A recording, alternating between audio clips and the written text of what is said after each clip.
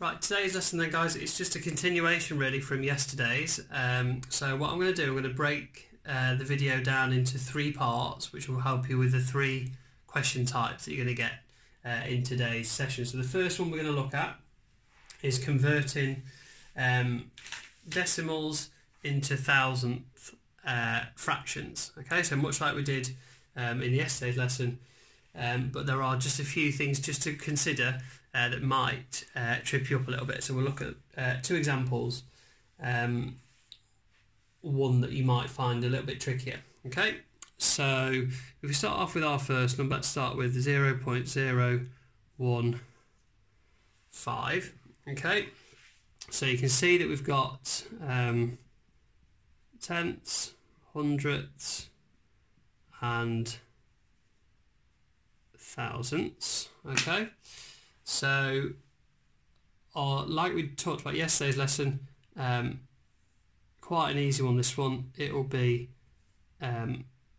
we haven't got any hundredths, any tenths there, so we can't put any tenths. So actually the number is going to be 15 over 1000. Okay, I'll do another example. So we've got 0.392. So this time we have got some tenths, so this will be just as it shows really there. You can just read it off.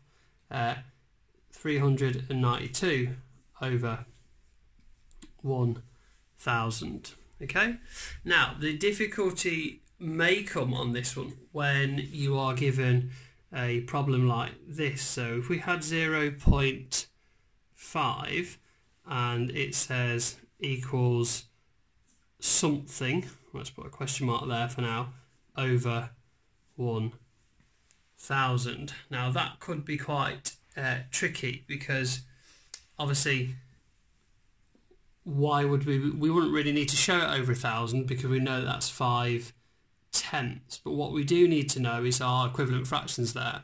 So remember when we talked about this in the previous lessons, we said that 5 tenths was the same as 50 over 100, or, because if we just to prove that, we've times by 10, and we must do this same to the bottom as we do to the top. But we want it over 1000, so we have to times again by 10, and we'd have 500, and we'd times that by 10, so we'd have 1000 there. Okay, so your answer will be 500 over 1000, which actually, for some of you that have noticed, 0.5, remember, is the same as a half, and 500 over 1000 is the same as a half. Okay.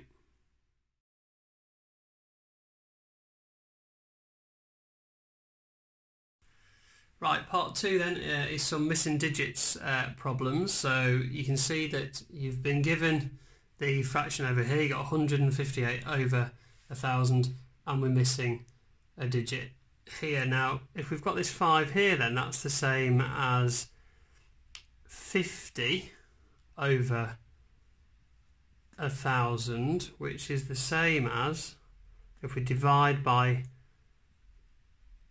10 and divide by 10 on this side, we get to 5 over 100. So our missing digit in there must be 5. Okay, so same for this one.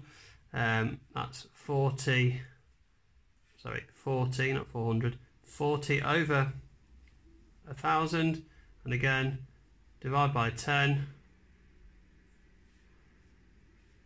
divide by 10, and we'll have 4 over 100. So it's the 400ths that is missing out there.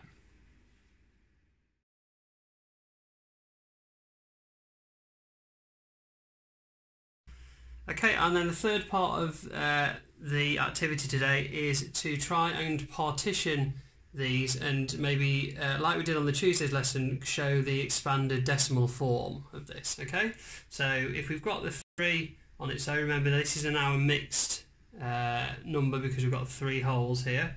So we've got 3 over here, and if we're going to add, we need to add this on. Well, that represents 0.1 because it's 1/10, and then we're going to add this 8 on, but that represents 0.08. Okay, 0.08, and remember now this is our thousandths, so we're going to add 0.002, 0.002, okay, and that would add up to 3.182 back to the beginning. Okay, if you pause the video when I create a new one, you can have a go and we'll have a note of that one together again. So let's have a go at 1.286. Okay, pause the video now and then we'll solve it together. Right, so we've got one hole and we're going to add 2 tenths. So just to make sure, we can write it under here just to help us. So ready to write this here, give me a bit more space.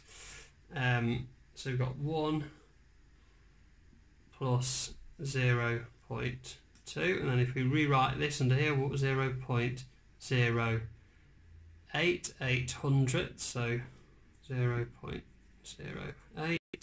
and then this one here, 0.006, and we can write that in there. Okay, so this little method here might help you do that. Remember to make sure you've got your place value columns perfectly correct when you're writing this out. It's quite difficult if you haven't got the squared paper, but I hope you've got a bit left of that.